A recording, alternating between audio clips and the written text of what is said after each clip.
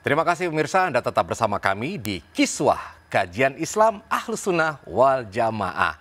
Nah pemirsa, di segmen kedua ini kita akan menghadirkan seorang tokoh cendekiawan muslim. Siapakah beliau? Beliau adalah Kiai Haji Didi Supandi. Akan kita undang beliau bersama kita. Ya, silakan Kiai. Assalamualaikum. Alhamdulillah. Sehat ya Kiai. Alhamdulillah. Ya Gus. Ya, silakan duduk Kiai, silakan duduk. Silakan. Ya, kita sambil santai aja nih Kiai. Ya. Alhamdulillah. Baik, Kiai, kita lanjutkan ngobrol kita ini ya. Tentang tema kita pemirsa, yaitu hidup adalah ujian. Nah, Kiai, ini saya suka, boleh nggak sih sebenarnya kalau kita berdoa gitu, ya Allah, berikanlah saya ujian yang enak-enak. Dan berikan pula kemampuan saya untuk mengatasi ujian tersebut. Nah, sebenarnya gimana menurut Kiai? Apakah ujian itu artinya kita bisa nggak sih milih-milih ujian yang akan diberikan dari Allah, atau memang kita taken for granted aja ya, suka-sukanya Allah gitu? Iya, iya. Insya Allah. Jadi dalam Al-Quran memang dijelaskan ada beberapa bagian atau beberapa hal terkait dengan ujian itu sendiri. Sekurang-kurangnya saya mencatat ada tiga bagian. Yang pertama, bahwa ujian di situ sebagaimana Allah firmankan di dalam surah Al-Ankabut. Di situ Allah berfirman, A'udzubillahi minasyaitonirrajim, Bismillahirrahmanirrahim. Ahasiban nasu ayyutraku ayyakulu amanna wahum la yuftanun. Walaqad fatanna allazina min qablihim fala ya'lamannallahu allazina shadaqu wala ya'lamannal kazibin.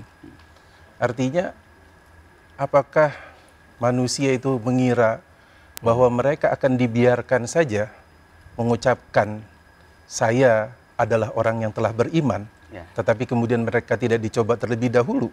Mereka pasti akan dicoba. Itu kata Allah, dicoba dulu. Untuk apa itu dicoba, kata Allah? Agar kemudian Allah mengetahui mana orang-orang yang betul-betul beriman dan mana orang yang masih setengah-setengah atau orang yang pura-pura beriman. Nah, itulah.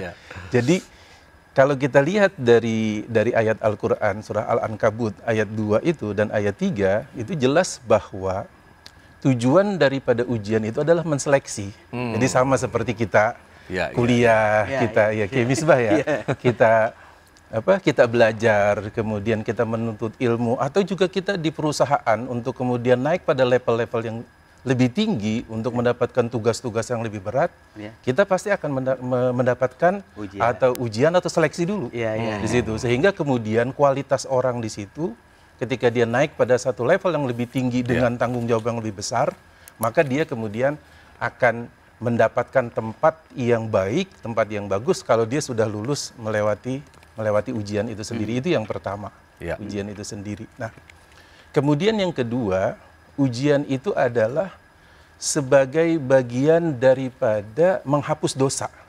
Menghapus dosa.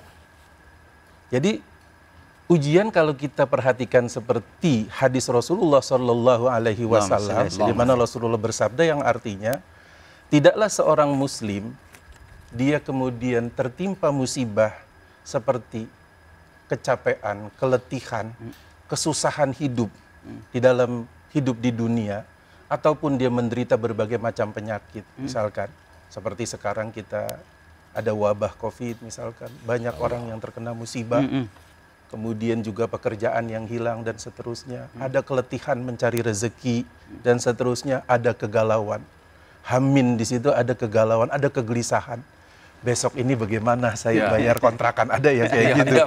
Besok kemudian anak saya mau masuk sekolah baru ini, bagaimana biayanya. Terus kemudian bulan depan seperti apa.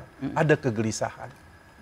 Kemudian juga ada rasa sedih, ditinggal oleh keluarga. Itu semua adalah cobaan dan berbagai macam.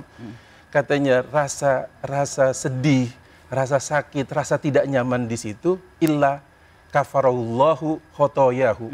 Kecuali tujuan daripada ujian itu adalah menghapus semua dosa-dosa dan kesalahan orang itu, sehingga di dalam hadis yang lain Rasulullah mengatakan, jika seseorang di situ mendapatkan ujian, kemudian orang di situ bersabar menerima ujian di situ sampai waktu yang panjang, maka dia ada di muka bumi seperti orang yang sudah tidak mempunyai dosa lagi. Masya Allah di situ. Ya. Dan yang terakhir, yang ketiga, tadi yang sudah disampaikan oleh Kiai Misbah juga di awal di situ, bahwa tujuan daripada ujian itu adalah tanda Allah mengetahui hambanya sejauh mana dia cinta kepada Allah. Sejauh mana kemudian dia berhusnuzon kepada Allah Subhanahu wa Ta'ala. Jadi Allah menunda, menunjukkan kebaikannya kepada hambanya yang dia cintai, agar kemudian di situ untuk mengetahui apakah hambanya tetap rindu, apakah hambanya tetap bersahaja, apakah hambanya tetap berbaik sangka kepada Allah. Kata Rasulullah Sallallahu Alaihi Wasallam di dalam hadis qudsi, ana inda zonni abdi bi. Kata Rasulullah, Allah yang berfirman di situ, aku itu tergantung bagaimana prasangka hambaku kepadaku. Kalau aku diprasangka sebagai zat yang maha pemurah, maksudnya yang maha pemurah, maha baik, maha luas kasih sayangnya, maka manusia itu akan dilimpahkan kasih sayang oleh Allah Subhanahu wa Ta'ala. Dan cobaan yang sedikit nanti itu seperti dikisahkan di Nabi Ayub. Sampai 17 tahun ada yang meriwayatkan Nabi Ayub di situ diterpa berbagai macam ujian, cobaan, penderitaan yang dikatakan bahwa sesungguhnya inna asaddan nasi balaan, itu sesungguhnya ujian yang paling berat di situ, level yang pertama adalah al-anbiya. Di situ para nabi. Makanya kadang-kadang kalau orang mau ngikutin sunnah nabi, sunnahnya aja ini gitu loh. Ada sunnah-sunnah tertentu misalkan ujian katanya yang enak-enak. Sunnah yang disukai. Sunnah yang disukai gitu loh. Tetapi kemudian dia tidak juga membaca atau memperhatikan bahwa ujian yang paling tertinggi, terberat di situ, kata Nabi, asad dan nasi balaan, itu Nabi yang mengatakan sendiri. Itu adalah al-anbiya, summa solihun, dan seterusnya dan seterusnya. Iya. Nah, gimana Kiai Misbah? Ada yang mau di kaya lagi perkaya? Mas Agus, tadi menarik berkaitan dengan hasiban nas ayyutraku ayyaqulu amanah. Jadi menarik tadi itu. Apakah Anda menyangka, kata, dibiarkan mengatakan amanah, aku beriman, aku beriman, aku beriman, wahum la yuftanun, tidak akan diuji? Maka diuji. Dan menariknya tadi dikatakan ujian yang paling tinggi adalah para nabi, orang soleh, termasuk kiai. Termasuk kiai. Jangan mentang-mentang ditulis kayak haji aman-aman saja, ujiannya berat. Dan tadi namanya ujian nggak bisa milih-milih. Ujian kalau milih-milih namanya nyontek. Kalau kita enak jadi host ya. Kalau host itu cuma nguji kiai terus. Jadi namanya ujian itu, Mas Agus, tidak ada yang tahu. Ya kalau tahu berarti nyontek kan, begitu kan? Kadang-kadang, mohon maaf, saya yang ceramah begini, ayo sabar, sabar. Kita ini miliknya Allah. Tiba-tiba mobil saya ada yang nyolong. Apa kuat hati saya? Ada yang bilang, Yai sebenarnya nggak nyolong mobil Pak, Kiai minta barokah. Saya bilang barokahnya jangan gede-gede. Gitu. Kalau sandal masih saya maafkan, itu mobil. Gitu. Jadi maksud saya, ingin saya tekankan bahwa memang benar. Kiai Didik tadi menarik menyampaikan bahwa namanya hidup, apalagi kalau sudah ngaku beriman, Mas Agus, pasti diuji sama Allah. Cuma ujian tadi dalam rangka untuk menaikkan level Pak Yai. Ya, derajat yang pertama. Ya kalau anak TK pertanyaannya mudah, naik sedikit SD makin sulit, SMP makin sulit. Lah kalau sudah gelarnya doktor seperti beliau, lah ujiannya ruwet gitu.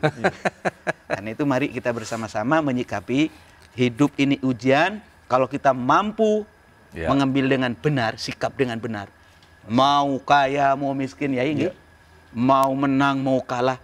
Kalau kita menang, alhamdulillah, dapat pahala ya, benar nggak? Kalau kita bangkrut, bersabar, innalillah, dapat pahala juga. Lah itu yang kita inginkan dalam majelis ini. Ya. Nah, tapi kan terkait dengan ujian ini Kiai ya. Terkadang kan ada dalam tanda petik ujian itu yang bikin itu manusia sendiri gitu masalahnya. Nah, sehingga ketika itu muncul, ya seolah ketika ada masalah yang muncul, padahal dia yang bikin sendiri. Kemudian lah, ini ujian dari Allah. Padahal sebelumnya, ya mungkin dia misalkan main judi nih. Kemudian kan jadi jatuh miskin. Nah, miskinnya itu dianggap ujian dari Allah. Tapi permainan judinya itu tidak dirasakan sebagai penyebab terjadinya ujian. Nah, sebenarnya ujian itu yang Allah berikan itu apakah memang bisa juga karena efek dari manusianya itu sendiri gitu? Ya, di dalam hadis lagi jika kita hubungkan pertanyaan tadi dari kesalahan manusia. Ya. Misalkan di dalam hadis itu dikatakan kullu mauludin yuladu alal fitrah. Ya. Bahwa manusia itu terlahir suci. Maksudnya adalah dia punya bekal awal di situ, semua manusia sama. Diberikan kemudian kesucian, kemurnian, keputihan, seluruhnya putih dalam arti bersih gitu, seperti kertas yang belum ada tulisan, belum ada tinta, belum ada noda seperti itu. Fa abawahu yuhawidanihi. Maka kemudian orang tuanya lah yang kemudian membuat dia di situ menjadi apakah mengikuti ajaran Yahudi atau kemudian Yunasironihi, mengikuti ajaran Nasrani, atau Yumajisani, atau mengikuti ajaran Majusi, atau ajaran-ajaran yang lainnya, atau cara-cara yang lainnya. Jadi bisa jadi di situ memang kesalahan adalah yang pertama di situ zuharul fasadu fil barri wal bahri bima kasabat aidinas, manusianya sendiri. Maka kemudian juga di dalam Al-Qur'an jika ada seseorang di situ berbuat salah, maka itu adalah perbuatan dia sendiri. Itu seperti itu. Tetapi jika ada kebaikan, kemudian itu adalah dari Allah. Kenapa? Karena seluruhnya Allah Maha Sempurna. Di dalam hadis Rasulullah Shallallahu Alaihi Wasallam bersabda, Innallaha thayyibun. Allah itu baik, bagus. Layak balu illa thayyiba. Tidak akan terima yang tidak baik. Jadi seluruh yang tercurahkan ke alam semesta yang berasal dari Allah Subhanahu wa taala adalah semuanya sempurna. Ma khalaqta hadza batila. Tidak ada satupun bagi orang-orang yang berakal para anbiya mengatakan di situ ma khalaqta hadza, seluruh ciptaan Allah tidak ada yang kemudian mempunyai kekurangan, mempunyai cacat. Di situ sempurna. Nah, dengan demikian itu karena biasanya di situ cari-cari alasan saja di situ. Baik, kita tahan dulu nih ya. Nanti akan kita sambung lagi nih ya di segmen berikutnya. Pemirsa tetap bersama kami di Kiswah, kajian Islam Ahlus Sunnah wal Jamaah.